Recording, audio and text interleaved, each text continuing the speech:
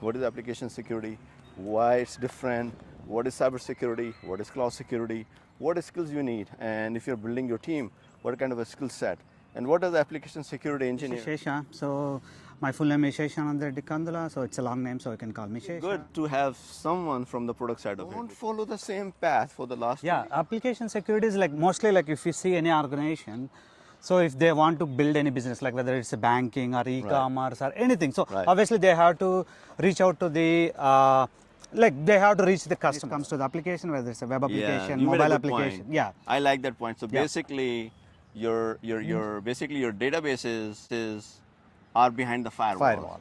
But your application is directly, basically your application is basically your landing page. It's front face of entire your organization. So one vulnerability or like one critical issue is enough to to expose that, right? Yeah. So vulnerabilities are always there when it comes to securing the application, right? So what can be done at the base level or the basic level? We can protect the application. So suppose, this is very deep inside the application that hackers may not look into that. So that's not the case, because if your application is vulnerable and if it is deep somewhere in the corner also, if someone find it out, that's it. So if your application has SQL injection, suppose, like or else any voice command injections. Pen test is enough, or SAST scanning is enough, or like, tell us, let's talk about more. So, how do can improve the security of the application? Yeah, it's not like, usually like security, what we have to look into in a way, like not at the compliance, like we don't want to do it like yearly once pen test just for the sake of doing getting some compliance certificates. Whether it's a security engineer or a pen tester, whoever, get the feedback from them, how you are implementing it, how you are implementing into your entire ecosystem. Things are keep on changing. If you see like there are a lot of SaaS products are coming up, so you have to integrate, because if you are not integrating, third-party products are coming. And subnetting, network, and all that, or they can just learn identity and access management for this multiple cloud environment, learn the key management, secrets, and all that. So here is one more new episode of I Mentor Cloud, and I will need a feedback from you. And this time I have a guest here, and I'll tell you more about it. As you already saw the subject, we're going to talk about application security. But before we do that, it's one of his own kind of new podcast, because I happen to have him here in my area. But again, if you're in New Jersey, more than happy to do more. So today we're going to talk about an iMentor application security. But my name is Adnan. I'm based out of Jersey. I'm in the field of tech for so many years, and especially AI and cloud security is my niche. That's what I do, and work on many security programs, work for the Fortune 30 companies, have done very large projects. And the idea from this podcast to bring you of the real world, so it can help you grow in your career, whether it's certification, whether it's experience, you're new. And not only that, to the companies who can, or the professionals who are working on that. But this is all educational purpose. This is not a consulting and everything. You have to hire some companies. But what I have learned over the course of the years, work in different environments, the whole point is the educational purpose we're going to show and share here. So again, today's topic is application security, and we will cover as much as we can do in the next 20 minutes or so, and give an idea what is application security, why it's different, what is cybersecurity, what is cloud security, what skills you need, and if you're building your team, what kind of a skill set, and what does the application security engineer does, the guy I have. So as I said, Adnan here, and I'll have introduce yourself. Go ahead. Yeah. Hi everyone. This is Shesha. So my full name is Sheshanand Dikandula. So it's a long name, so you can call me Shesha. Or Shri, or maybe Shri. Yeah. Shrishan or Shri? Shesha. Shesha. Yeah, Shesha. Okay. Yeah. SHA or Shesha. So we'll call it Shah. Yeah, that should be fine. Or else Shesha, whatever. So yeah, currently I'm working in Adobe as like senior security engineer. I'm with Adobe like almost 3+ years, like almost 3.5. Right. So before that, I was with MasterCard almost like 5 years. There also mostly I'm doing I was working in application security only. So, but the team is like vulnerability management. So where we manage the vulnerabilities in the MasterCard. But currently, at least the role slightly changes. But here in Adobe, mostly I work closely with the product related stuff, like product security. I see. So yeah, total I have like around 15 years of experience in cybersecurity. But perfect. If you see like cybersecurity is a very big one. Yeah. But yeah, I didn't get a chance to work in different areas. Mostly I worked in application security and little product bit side of it. Yeah, products, a little bit into the network security. All right. So yeah, and that's really good to have someone from the product side of it, because my experience is not from product side of it, right? But I've been into engineering and architecture and everything. And it's good to know somebody who's on the product side from Adobe, and we will want to find out more from the audience, right? So let's start with this specific point. Why application security is not a typical cybersecurity? Because what happens with the cybersecurity, if I go and talk, or people come to social media, they are so much caught up just with the old traditional school of scanning, do this, blah, blah. Dude, you don't need this in 2025. You're in cloud. And I always tell them there's a lot of opportunity.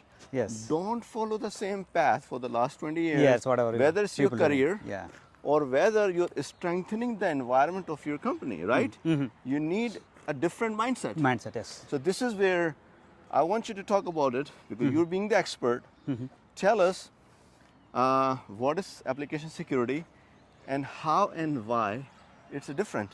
Yeah, application security is like mostly like if you see any organization, so if they want to build any business, like whether it's a banking or e-commerce or anything, so obviously they have to reach out to the like they have to reach the customers, whoever it is, like whether it's like regular people or like whether it's, if you see like in the banking area, so they have to reach out to their customers. So obviously they need a system or like they need application to connect with their customers. So that's kind of like application. So but how it's mainly different from the other cyber security field is like, it's like kind of a system or like a machine which directly interact with the end users, because if you see in organizations, they may have like mainframes, they have databases, they have a lot, like a lot. But at the end of the day, if you want to take your business to the user, the end user, so the application is going to be the front face of your organization. So you have to be pretty careful, like when you are dealing with what kind of applications you are hosting on the internet, how the users are connecting. Like obviously, if you see like any for any end user, like if you say like any e-commerce like application or any banking application, obviously like 99.9% of users will be like good users, like the legitimate users. But we have to be very careful with the rest 0.001 or like 0.1%. We need just one guy, one guy who is that exactly accessing. Because if you see like in another cyber security, like where it's a forensics or like into the database, so that's not directly exposed to the internet. But when it comes to the application, whether it's a web application, mobile application, I like that point. So basically, your databases are behind the firewall. But your application is directly, basically your application is basically your landing page. It's front face of entire your organization. So one vulnerability or like one critical issue is enough to like to expose that, right? So vulnerabilities are always there, and especially these applications are externally facing on the internet. They are, so somebody's always scanning the application through bots or whatever. So how do you make sure, right? That's important, because if you see like maybe if you see like decade or like two decades back, like at least like 10-15 years ago, so the entire internet is different. Nowadays, if you ask any LLM or like ChatGPT, they will tell you like how you can start writing exploit, or like how you can, if you see something, if you ask the ChatGPT, it will tell you like what are the next steps you have to do it to exploit any application.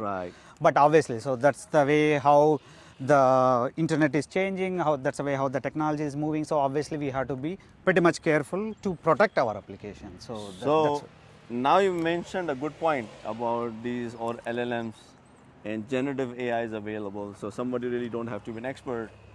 So when it comes to securing the application, right? So what can be done at the base level or the basic level? The basic level is like we have to like, since like as I mentioned, right? So obviously like everything, whatever we are keeping in the internet, so obviously like we have to be pretty much careful. So the basic thing what we need to do is like we have to be that 1% or like 0.1% mindset, like how we can protect the application. So suppose, yeah, this is very deep inside the application, that hackers may not look into that. So that's not the case, because if your application is vulnerable, and if it is deep somewhere in the corner also, if someone find it out, that's it. So if your application has SQL injection, suppose, like, or else any voice command injections, or like any kind of injection attacks, so obviously they can dump entire your DB. So it's one point is enough, no need to be entire application. So whenever you are hosting an app, whether it's a like simple app, maybe that may not be your mission critical applications, but if you are hosting the normal what you call feedback collection application, like suppose if you are collecting some feedback from your clients, but if that application is hosting along with the other application, so if it is there in that internet, like obviously they can reach out, like they can step into your network, which the firewalls and may not protect for that. So once they step into your internet, like intranet, so obviously they can traverse further and they can make motion. So what you're saying, a landing page of application may be connected with some other multiple applications behind the scene. So again, a company has to hire the expert just not to look at the application, but the overall end-to-end data flow. How this application is traversing and connecting to the backend databases, file storage, or database itself. So they should have to have a guardrail on multiple steps or defense in depth. It's not like just web application typically runs on web server, which is Apache or that machine, but here it goes beyond. So that's application security. So we are looking at application security more of like, you know, are we saying pen test is enough, or SEST scanning is enough, or DEST, or like, you know, tell us, you know, let's talk about more. So, you know, how you can improve the security of the application? It's not like usually like security, what we have to look into in a way, like not at the compliance, or like we don't want to do it like yearly once pen test just for the sake of doing for some getting some compliance certificates, like whether it's PCI or HIPAA or whatever, ISO 27001 or whatever. So we have to think in a way like we have to like set a standards or like kind of a processes, like whenever you are doing any kind of a change into your firewall rules, or like maybe into the application deployment, we have to be pretty much careful, like thinking in a way like how this can affect our application, like whether it's maybe a small change. So we have to be do kind of a complete thorough testing, maybe like suppose we have to do kind of like shift lefting, like usually like what people will call like from every step you need to take the security. It's not like where it has to be like entire SDLC, like if you see like an SDLC, software development life cycle, so we should not be doing at the end, obviously, because in the beginning. We have to shift it to the like that, you just said. From the beginning of the SDLC. security in the beginning of Suppose you are adding kind of a new feature, like any kind of a feature, like suppose if you are doing any kind of changes into your OTP. So earlier you were doing mobile SMSs, but obviously there are some constraints with the doing the SMS. You are doing kind of a Microsoft Authenticator or like Google Authenticator instead of just using SMS for OTP, and you are trying to change kind of it's kind of a big change. So we have to be involved, like get started involving with the security team, whether it's a security engineer or a pen tester, whoever, get the feedback from them, how you are implementing it, how you are implementing into your entire ecosystem, is it doing correctly or not, get the suggestions, try to implement much ahead in the design phases itself, instead of doing at the end. Because suppose you have implemented everything Microsoft like MFA, like multi-factor authentication, but at the end they found out like, no, this is not the way, so you have to go back and do it, rebuild it again, you spend and money, time and everything. So I gave just like small example, but not only like maybe any example. There's people are, just as we say, we're talking about people have to work with experts, but this is videos or vlog kind of thing is all about understanding why application security is different, because you're not dealing about network firewall and everything. But again, those concepts exist because segmentation has to be there for databases, for applications, how your like production data, or like stage, or like your pre-production environment, there should be like proper segregations should be there. And mostly like people will think like, okay, just run the scan, if the scan gives something, we'll find it. No, it should not be like that. Scans will help it, whether it's a SaaS or DAST, but it should be like manual interventions. Now you give me a very good idea. A scan, let's say, give you no vulnerabilities. Yeah. But what if you use a weak password of 4 characters? Yeah. Obviously, like that's what in the cybersecurity or like in the security field, the weakest link in the chain is the like if you say like if you have like a user is started using 1 2 3 4 5 is the password. Yes. So obviously that's the weakest link. Even though if you have like millions Zeros, of firewall, you have spent millions of dollars for the firewalls and reverse proxies or whatever, but still, the weakest link we have to be targeting. Right. So those people with this, so we talked about how organization can, and we covered that piece, right? So now let's talk about application security is all about the front end, and again how the organization has the security program. It can be part of that. It can be different because I think there's a shared responsibility model also, because if you go to the typical cyber security team, SOC and everything, that's the mindset people have. They are monitoring 24/7.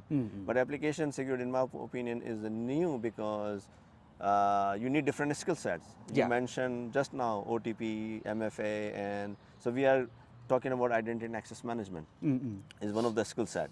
So again, a SOC will monitor attacks are coming. But you need new people with the skill set who are specialized with that identity skills.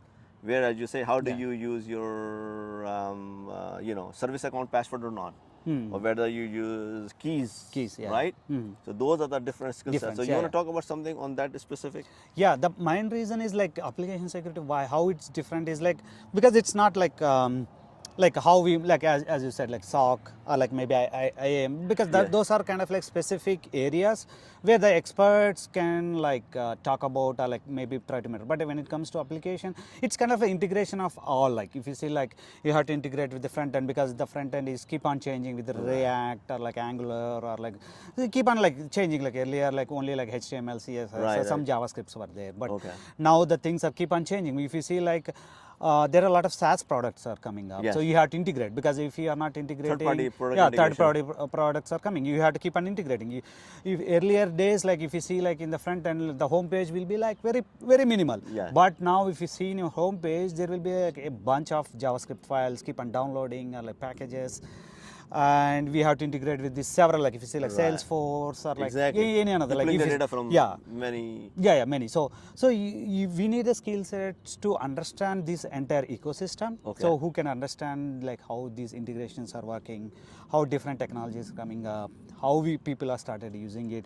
Because as I mentioned, like one small weakest link in this entire chain is going to destroy the like maybe keep our application into the insecure way. So that's the main reason we need specific set of mindset where people start learning on the job itself because as I said, like because it's not like one set, like we have to like suppose some new technology. Nowadays Gen AI is coming up. We want to start with the new chatbot, which we want to provide more capabilities to it. So to provide the customer questions to answers. Like suppose if you started integrating that by using the OpenAI or some other LLMs, whether it's a Llama or whatever. So when we are integrating, how exactly we are integrating? So are we doing it in a secure way or not? So such kind of mindsets we need to have as a security engineer, and you have to be on job.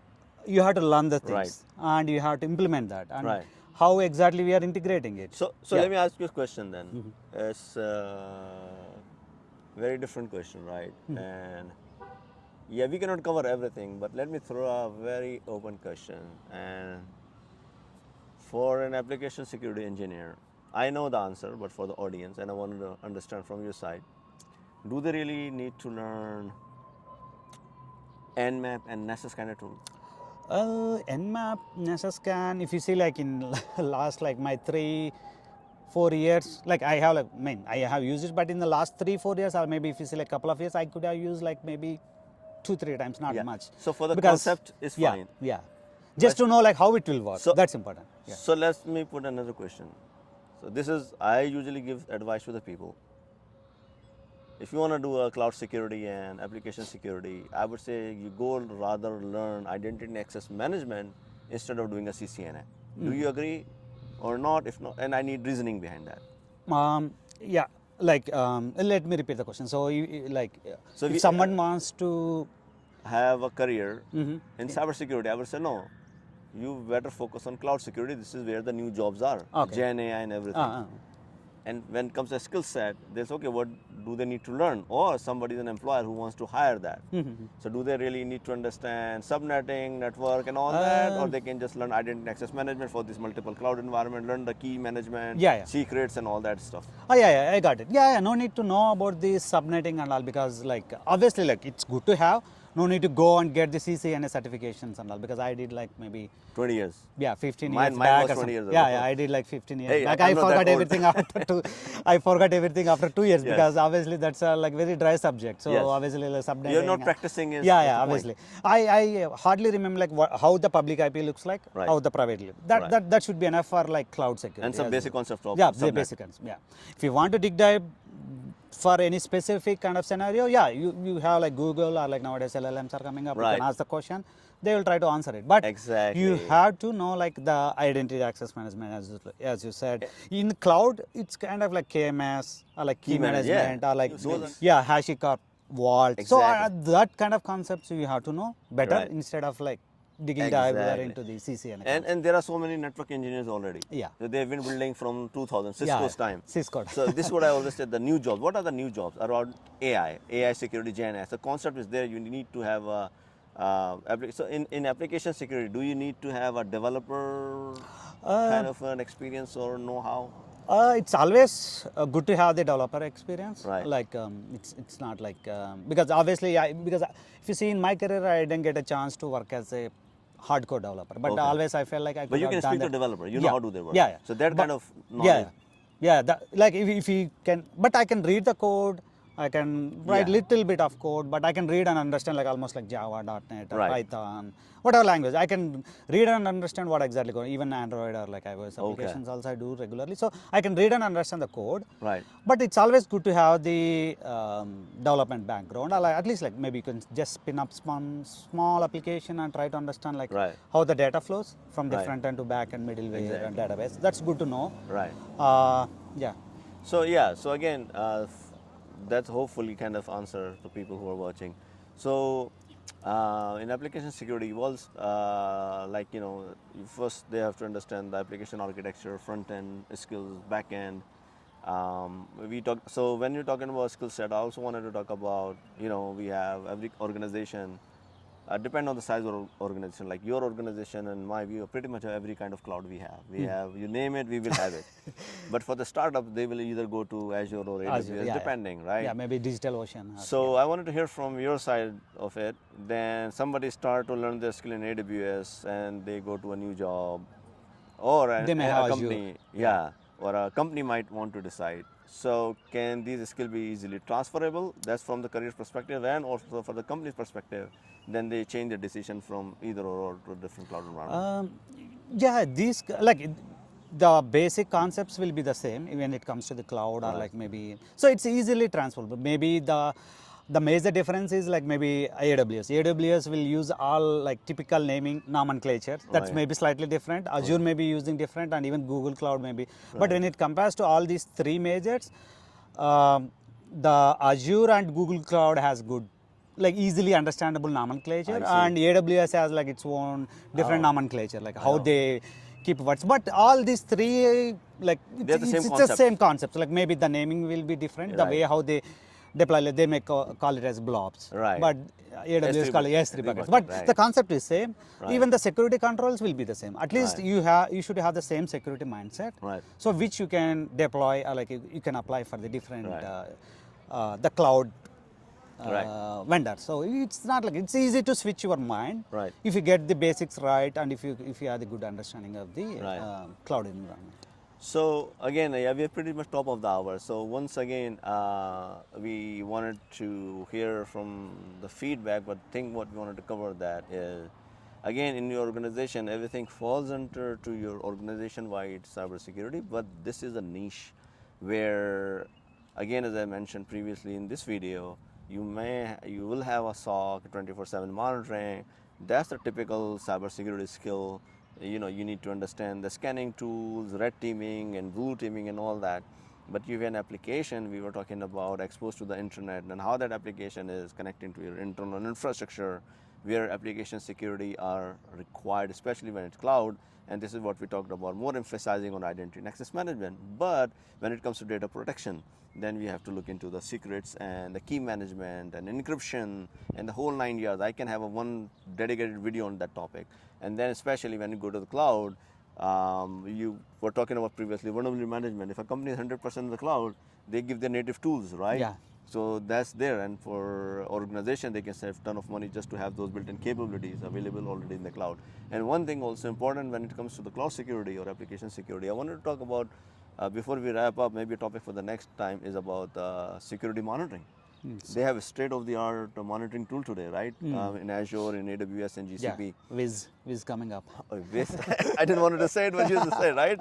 So there are a lot of, and somebody can just become a certified and expert in Wiz, and you just need, in my opinion, 2 years. Yeah. And you have an amazing career. Or for an organization which is large enough, they can have a multi-cloud source security posture management just using one of the tools like that.